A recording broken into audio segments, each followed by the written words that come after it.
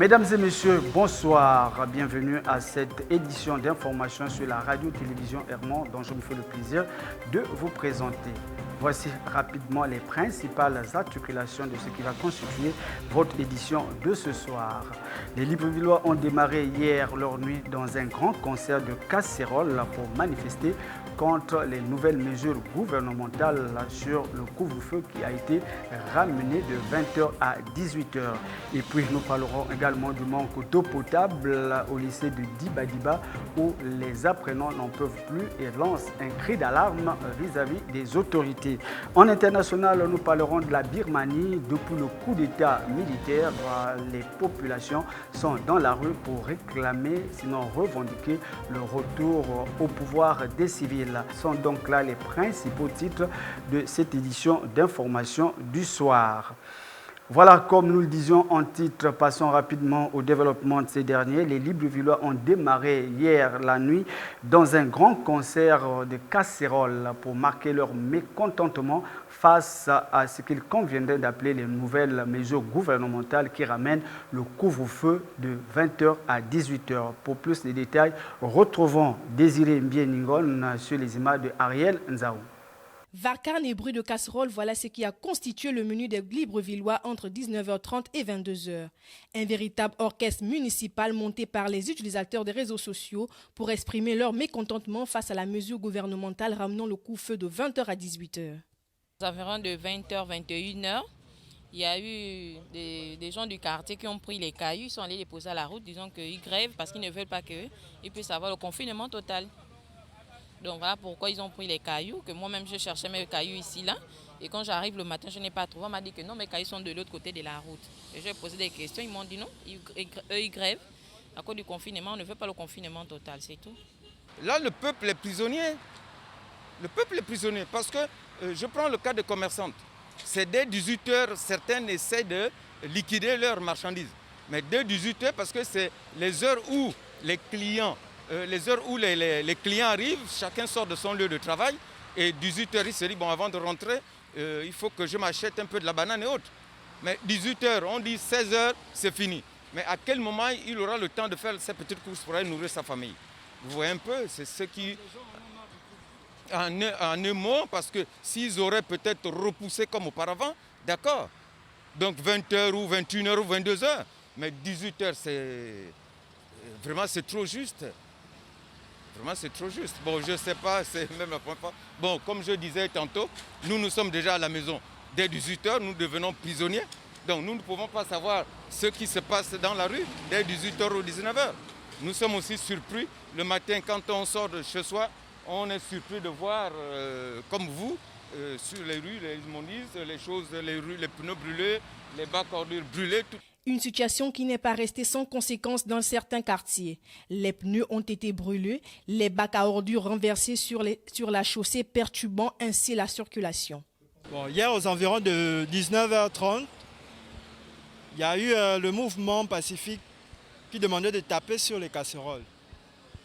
Maintenant, ça a commencé à 19h30, au lieu de 20h comme d'habitude. Et ensuite, après, le mouvement a débuté, ça a pris une autre ampleur. Les gens commençaient à sortir des maisons, venir taper sur les casseroles, même sur la route.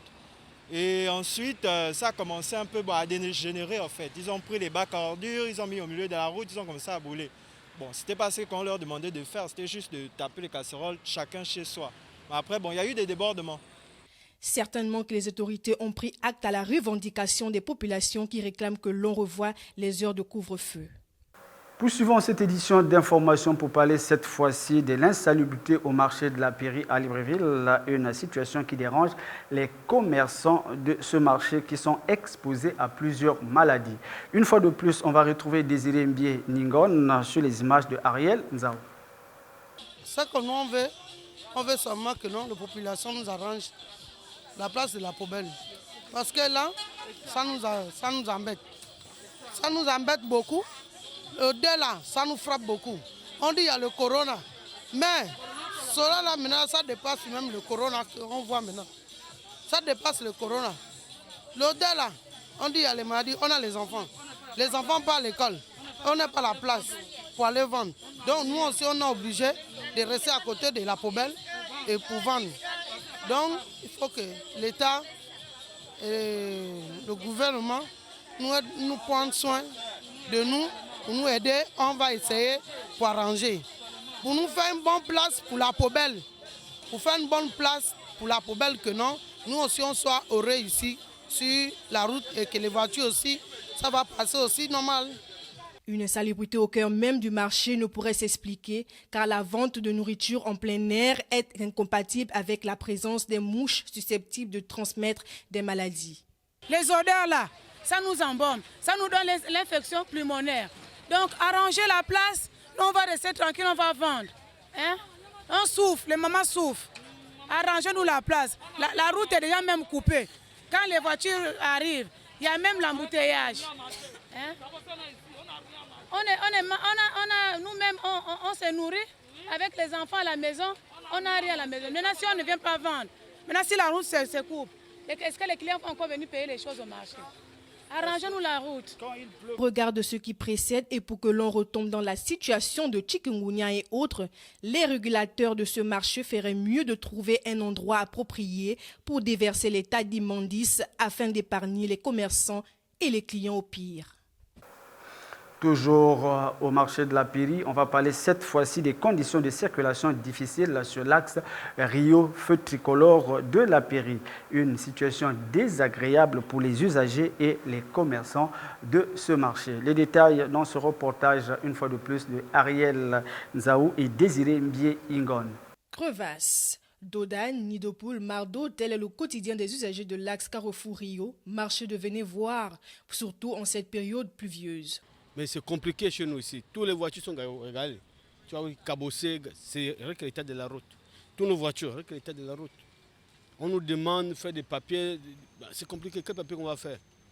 Si on a l'état de la route comme ça, là, on va faire quoi dans ce pays de Libreville? Oh, ça date peut-être. Depuis que je fais la route, ça me fait 5 ans que je fais la route ici. Là. Et depuis 5 ans, c'est comme ça.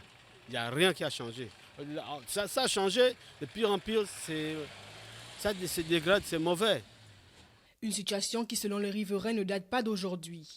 Là, c'est encore grave, monsieur. Lorsqu'il y a la pluie, il y a des mamans même qui mettent déjà leurs chaussures dans des sachets et des babouches pour aller au travail. Imaginez-vous, ils vont en retard, les taximans, tous ces hommes-là. Une fois que tu es mouillé, tu ne peux pas monter dans son véhicule. Et ils vont en retard au travail. Parfois, ils sont licenciés. Mais attends, je ne reconnais plus mon pays, le Gabon. Non, regardez. Hein? C'est fini là. La voiture va se casser. Non, moi je fais appel au gouvernement.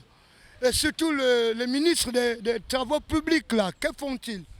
Dites-leur le budget qu'on leur donne, ils puissent arranger cette route. Amenez les Yougoslaves, ils sont cachés debout. Vous qui connaissez là où ils sont. Qu'ils arrangent la route de manière que nous passons aisément. Cette route d'une importance capitale aujourd'hui dégradée a affecté directement les commerçants de cet axe qui n'arrivent plus à écouler leurs marchandises. On ne vend plus parce que la route, c'est pas bon. Partout est gaspillé, les gars, toute la route est gaspillée. Si le gouvernement veut aider nous, j'ai même les genoux pour le gouvernement. Aidez-nous. Vu l'importance de cette voie secondaire qui mène à l'un des plus grands marchés des produits agricoles à Libreville, nécessiterait une urgence. Le manque d'eau potable au lycée de Dibadiba est un véritable gros caillou dans les chaussures des apprenants qui n'en peuvent plus et qui lancent un cri d'alarme afin que l'eau leur soit admise dans cet établissement. Les détails avec Ortega Otonzogo sur les images de Floris Mapango. Tout le monde est soumis au respect des mesures barrières, y compris les établissements scolaires. Les élèves du lycée d'Ibadiba ont saisi l'opportunité de s'exprimer pour dénoncer la difficulté de respecter les mesures sanitaires, particulièrement le lavage régulier des mains dû à l'absence de l'eau potable dans l'enceinte de l'établissement. À l'école, il n'y a pas déjà de l'eau pour se laver les mains. Et on dit qu'il y a le corona, on nous oblige à porter les bavettes. Ils nous disent que nous devons respecter les mesures barrières, alors que nous ne respectons pas vraiment les mesures barrières. Il n'y a pas déjà de pour se laver les mains. Les mesures de sécurité ne sont même pas respectées. Je ne vois même pas vraiment ce que l'école fait vraiment pour respecter les mesures barrières, vu qu'il n'y a pas de pour se laver les mains. Le problème, c'est que si on n'a pas de toilettes, parfois on rate des cours et c'est pas bon.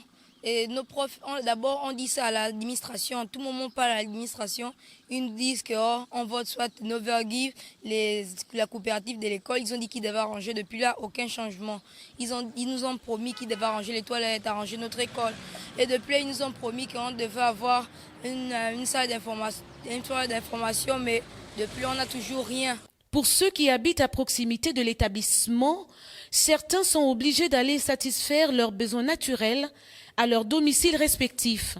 D'autres, par contre, le font à l'air libre avec le risque qu'ils encourent. Par exemple, nous avons les toilettes à côté de chez nous, on habite à côté. Imagine un peu nos frères dans l'école qui habitent peut-être en Zayon, d'autres qui habitent à Antoum, il y a d'autres qui habitent très loin de l'école. Comment ils font? Ici, l'occasion leur est donnée de lancer un cri d'alarme aux autorités compétentes pour que ce problème trouve une solution. Je souhaite que le proviseur puisse nous donner de l'eau pour laver les mains à chaque fois qu'on rentre à l'école et puis que les mesures barrières soient respectées. Si le corona existe vraiment, nous devons vraiment respecter les mesures barrières. Je souhaite vraiment que le gouvernement puisse nous envoyer de l'eau dans notre établissement pour que nous puissions tous avoir de l'eau et venir aussi essayer d'arranger les toilettes. La construction des latrines, l'adduction en eau potable, deux revendications des élèves du lycée d'Ibadiba à l'endroit des autorités qui ne manqueraient pas de jeter un regard pour le bien-être des apprenants. Tout le monde n'attendra pas toujours la fonction publique pour espérer se prendre en charge. C'est le cas de ces jeunes shooters d'images qui lancent un appel à d'autres désirés qui traînent encore d'emboîter les pas. On va retrouver Ortega Otonzogo et Floris Mapango. Il faut se lever très tôt pour vaquer à son occupation. Des jeunes Gabonais qui se sont lancés dans l'entrepreneuriat pour joindre les deux bouts du mois. Certains ont donc choisi comme activité le shootage d'images, malgré quelques petites difficultés rencontrées sur le terrain. Ce n'est pas quelque chose de facile. Chaque jour, il faut se lever au moins à 5h, 6h pour prendre les premiers clients qui vont au travail. Et c'est une manière déjà pour nous d'entreprendre. Pas facile souvent avec les clients. Il y a des clients parfois qui sont de bonnes humeurs, qui vous encouragent. Et d'autres aussi de mauvaises humeurs, parfois qui vous injurent, qui vous traitent même de rien. D'autres se disent que on ne fait pas l'école parce que nous sommes dans la rue. Non, au contraire, de nos jours, on devait encourager les jeunes Gabonais qui veulent sortir de la précarité. Il y a beaucoup de catégories de clients, 3 catégories de clients. Il y a ceux-là qui viennent parce qu'ils veulent les photos. Il y a ceux-là qui viennent, d'autres ne veulent pas. Donc, en fait, la première, c'est ceux qui veulent les photos. La deuxième, c'est ceux-là qui ne voulaient pas la photo. Mais quand vous montrez la photo, si ça leur plaît, ils prennent la photo. Et il y a d'autres qui sont nerveux, enfin qui ne veulent pas. Et puis parfois on tente de les convaincre, parfois non, quand ils ne veulent pas, et puis on laisse tomber en fait. Tous sont sur le banc de l'école et profitent de leurs heures creuses pour exercer leur activité, malgré la rareté des clients depuis le début du couvre-feu, ramené à 18h. Moi déjà je suis étudiant, je suis à l'université et je suis en 3e année université. Et chaque matin je me débrouille à sortir de chez moi pour au moins savoir quelque chose pour manger, pour au moins assurer mon transport de taxi et pour ne plus trop dépendre des parents. Depuis le couvre-feu, sauf que ça a baissé, ce qu'on gagnait ne peut plus être pareil vu que les heures ont changé. Donc quand les heures de travail changent, les revenus aussi baissent également. À 15h, 16h, les gens commencent à se précipiter pour rentrer chez eux. Or qu'avant, on pouvait filmer jusqu'à 18h parce que 20h, voilà, les gens rentraient chez eux. Ces shooters d'images au quotidien sont vivement encouragés par certains usagers dans la ville. Occasion donnée à ces débrouillards de lancer un message à leurs semblables. J'encourage aux jeunes Gabonais aussi à faire comme moi, à se débrouiller, à ne pas attendre seulement tout des parents ou des grands frères. Vraiment, c'est encourageant. Ce sont des jeunes Gabonais. Au lieu de voler, ils ont trouvé mieux de faire quelque chose de leur vie. Donc c'est très bien, on ne peut qu'encourager. C'est une très bonne initiative. Les jeunes Gabonais, au lieu de faire du vandalisme, voilà, ils font un petit métier, c'est quelque chose pour gagner leur vie. Toutefois, que les uns et les autres empruntent le rythme. Les commerçants du carrefour Iaï sur l'axe principal après l'échangeur s'étouffent des odeurs nauséabondes dues à la présence d'une poubelle qui serait abandonnée par la société en charge du ramassage. Les détails avec Otega Otuanzogo et Flores Mapango. Les commerçants exerçant aux abords des trottoirs juste après la station de Iaï se plaignent de l'insalubrité depuis plusieurs jours. En effet, le bac à ordures, semble-t-il, n'a pas été ramassé par la société en charge. Conséquence, les odeurs insupportables dans la zone. Nous, on vit avec ça tous les jours, on est là tous les jours, dans ce lieu-là. On est déjà habitué à ça quand même. Ça nous dérange. On ne comprend pas qu'est-ce qu'Averda fait. Hein? Là-bas, je reviens de là-bas du perchoir là-bas. Il y a la saleté plein sur la chaussée, partout. C'est pas normal. Hein? Ce ne sont pas eux. La pandémie, c'est pas pour eux. Ils doivent venir enlever ça. Ça nous dérange, l'intoxication. Regarde, les populations sont obligées de brûler afin que le taux de saleté diminue. C'est pas normal, ils doivent venir enlever ça. On a cotisé ici, là, 500 pour aller remettre ça au bac à ordures qui est un peu plus haut là-bas. Parce que ici, là, c'était jusqu'ici. C'est pas normal, les gars, donc voilà, on gagne notre petite vie avec. La saleté est là, c'est pas normal. Une décharge d'immondices qui présente des odeurs nauséabondes. Les commerçants s'inquiètent de leur état de santé. Alors, ils invitent la société en charge au ramassage. Les odeurs, tout ça toxique, tout ça encore c'est une autre maladie. Averda n'a qu'à faire son travail bien dans les propres. Rencontré sur le terrain, un des agents de la municipalité attribue le tort aux vendeurs qui seraient la cause de ce dégât. Même commerçants, là même encore, quand ils font la saleté, ça reste là. Vous voyez, nous sommes là, nous sommes obligés de surveiller le site, à ce qu'ils mettent les ordures dans la poubelle au lieu de les jeter à même le sol. On essaie un peu de lutter aussi contre ça. Que la société en charge prenne ses responsabilités en procédant au ramassage de ces ordures pour le bien de l'environnement. C'est par cette note que nous allons faire un tour à l'étranger pour parler cette fois-ci de la Birmanie qui se retrouve dans une situation de manifestation tous les jours. Après donc le coup d'État, les populations sont descendues dans la rue pour réclamer le retour du pouvoir civil. Les détails dans ce reportage de nos confrères de la presse internationale. Entre la vie et la mort dans son lit d'hôpital de Naypyidaw, Mamia Tetekain entend-elle les prières de soutien des manifestants. D'après un médecin contacté par une ONG, la jeune femme, 20 ans à peine il y a quelques jours, est dans un état de mort cérébrale. C'est le 9 février dernier, lors d'un rassemblement contre le coup d'État des militaires, qu'elle s'est effondrée. Selon les enquêtes de la BBC et de l'ONG Human Rights Watch, la jeune femme a bel et bien été touchée par une balle réelle au niveau du crâne. C'est en l'honneur de Mamia Tetekain qui s'est fait tirer dessus sur ordre du dictateur militaire. Avec des enseignants et des fonctionnaires de nombreux ministères, j'ai décidé de venir ici pour réciter les prières pour elle. Depuis une semaine, la junte durcit chaque jour un peu plus la répression. L'utilisation d'armes létales est décriée par les manifestants. Ici, à Mandalay, deuxième ville du pays, des tirs ont été entendus tandis que les forces de l'ordre tentaient de dégager les voies de chemin de fer obstruées par les cheminots favorables au mouvement de désobéissance civile. Le roi en prison, le rap en liberté.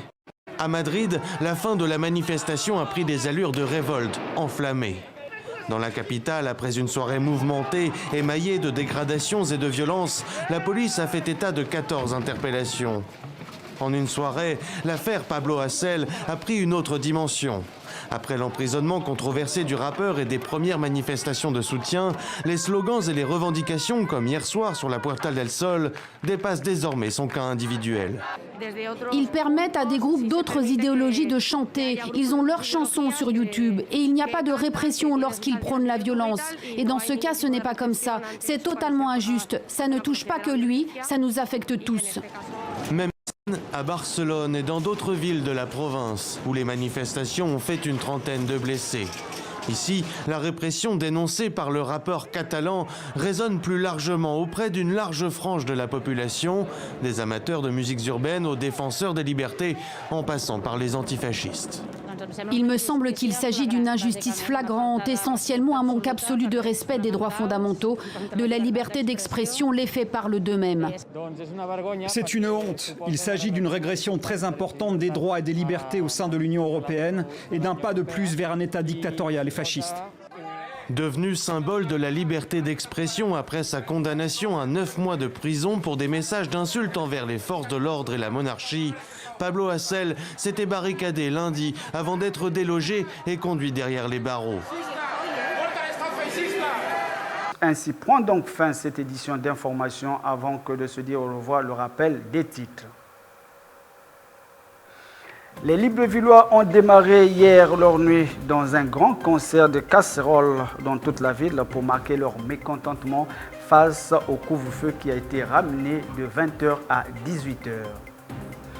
Et puis, nous avons également parlé dans ce journal du manque d'eau potable au lycée de Dibadiba.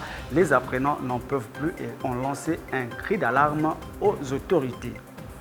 En international, nous avons parlé de la Birmanie où, depuis le coup d'État militaire, les populations sont descendues dans la rue pour réclamer le retour du pouvoir aux civils. Merci de nous avoir suivis. Le plaisir a été pour nous de vous avoir servi. Il ne reste plus qu'à vous dire au revoir. On va se retrouver demain lorsqu'il sera 20h. D'ici là, portez-vous bien. Bonne suite de programme sur la radio-télévision Hermon. Ciao.